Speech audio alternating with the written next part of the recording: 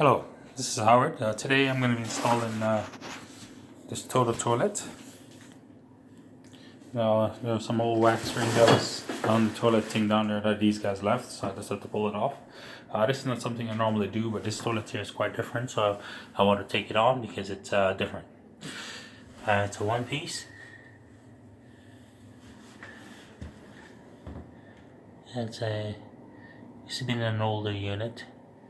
So, but it's very low in water, so it also comes with these brackets. These brackets basically have to be mounted on the ground. So I got a paper and all kind of stuff here just to dry up all the snow that I just brought in. This is the flange and the setup for it to go in. So just basically bolt it on the ground, screw it in the back, and the toilet's gonna shove into inside the hole here with a wax seal in the back. This is a top fit lid, and I have to cut the plungers shafts. I have to cut them to fit to the length of this that we want. These guys are fairly easy to take in and out. There's basically a couple of clips in the back half. In case you need to get your hand there, there's a couple of clips. You can see them. Just you have to squeeze them, and then this unit just comes out. To hook up this, I just kind of thread it through right now, but yeah, you do have the distance to move from behind there.